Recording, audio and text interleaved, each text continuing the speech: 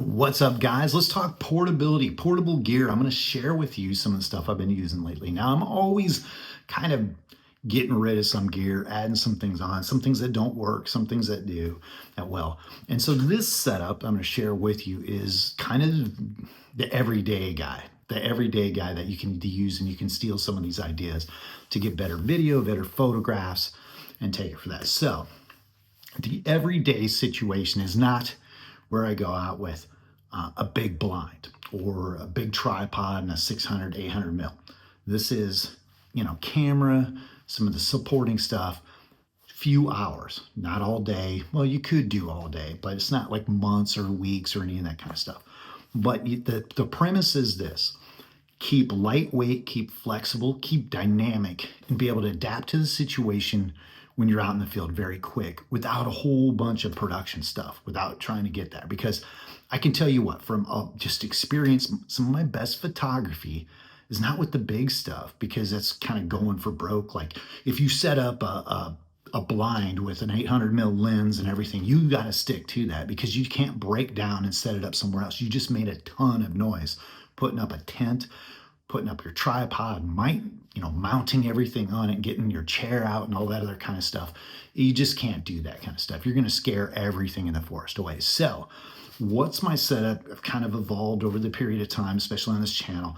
At some point, I can have 4 cameras running at once, probably with 3.5 pounds, maybe 4 pounds total.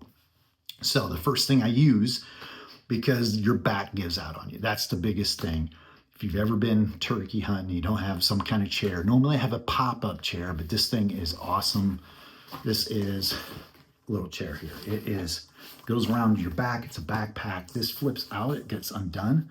And essentially it's got some little bars here that flips out. It's a perfect chair. It works awesome. This saves the back, so you can sit there for an hour or two, no stress on your back. And that's the thing. You want something comfortable where you're not fidgeting and moving, because you will see when you're in the forest, if you start fidgeting, things move. They'll be, noticing, hey, there's something over there I don't like. I'm not going to get close to it.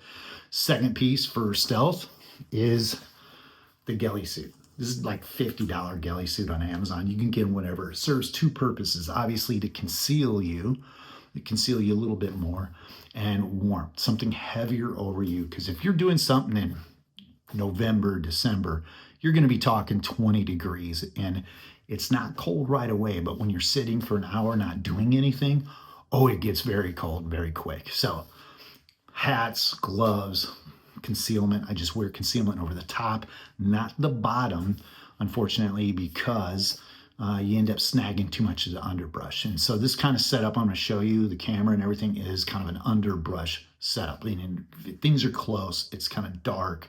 It's, again, fall. You got cloud cover. You got dense forest, that kind of stuff there. So little bag. This little bag just has batteries, connection wire pieces. I got like a Rode mic, and this fits on top of the camera situation. And then we got this. This is the OM5, I guess Mark 4 or 5, the latest one, along with the 40 to 150 f2.8. Gives me up to 300 millimeters zoom at f2.8, and then with the digital teleconverter, which works awesome. If you keep the ISO fairly low, it works great. So anywhere from like 80 to 600 millimeters with this.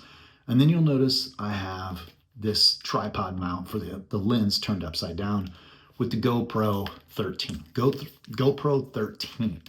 So you notice I do not going lightweight. I don't have a tripod with me. I don't carry one with me on this. It's just too noisy, too big. That's for the bigger lenses. This is stealth mode. Up real quick, go out for a couple hours, sit down, set up, wait, look at the dynamic situation. Wind's blowing somewhere. I got to go somewhere else. You'll notice something maybe moving in the forest.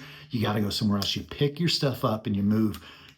Within a minute or two, you're in a completely different situation. 50 yards down the line, you can set up and get some photos. So this is not the big production where you're breaking things and you're moving tripods, making all kinds of noise.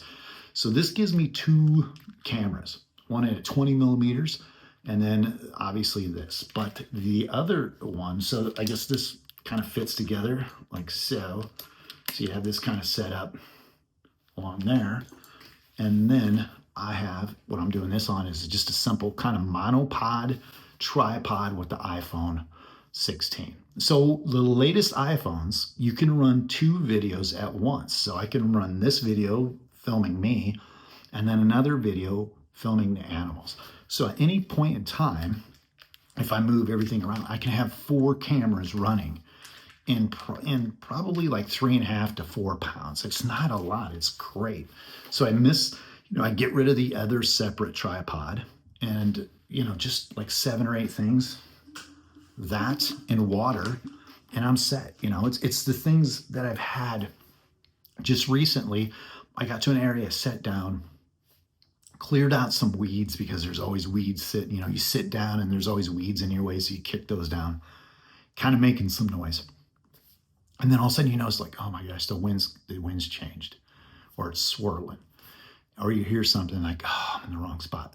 So what you do is just pack up real quick, move 50 yards, 100 yards down the line, and then set up again. And there's always in some of these heavy vegetation areas, a lot of the animals will kind of sniff you and know, like, I'm going to go downwind, come back up. So you're always doing some weird angle. Like you're sitting here and you're kind of like, okay, let me go up here. I'll look. And you got to hold it for minutes, like this. Like you'll see a deer just sitting there kind of hiding its body. And you're sitting there, okay, wait. Now it'd be great to have a tripod, but that's, again, another device. And you have to move it around. So there's been times where I've been over here, and then just yesterday I was over there, and I was moving, just kind of constantly jacking around, moving around. And then I had a squirrel probably 6 feet away from me because I was comfortable with my seat. I just kind of sat down. He just kind of kept crawling towards me, looking at me with all my stuff on, looking at me. I'm just filming him really close, looking at me. I'm just like kind of quiet, and I'm just slowly bringing the camera on, just turn everything on. I'm like, okay. I'm just kind of zoom in, zoom out, and my face is covered. He didn't really know what was going on. In fact, he got so close to me, I was worried. I was like, is this guy gonna try to kind of nibble on me? Like, hey, what's going on with your boot kind of situation? Same situation a week ago. I was out in a coyote. A little coyote comes off, and I'm in my gully, and immediately he just stops. I hear some rustling in the weeds. He stops, and then I just kind of like this. I'm like, I slowly bring this up. That's the reason why I talk the footprint of your camera. The smaller the lens situation, the better. Because I slowly bring it up, and he's like, oh, I don't like that. And then you could see he ran away, and then he kind of came back around. He's hiding behind weeds, barking at me, kind of doing this, which first time I've ever seen a coyote do that to me. But I'll take it. It was very unique. I'm just sitting there the whole time trying to film him. He's going back and forth, just barking, hiding behind trees. What I call the peekaboo. I got a short out there. He keeps going back and forth, barking at me. That's the thing. It was for like 5 minutes. I'm just holding this thing. You need a light camera, obviously, if you're going to muscle through that. But again, if I would have stood up, or if I would have moved a whole tripod, the animal would go away. It's the same thing with the squirrel. Same thing with a lot of these deer. If I stand up and I move and I clunk, the animal will be gone. They're just not going to stick around.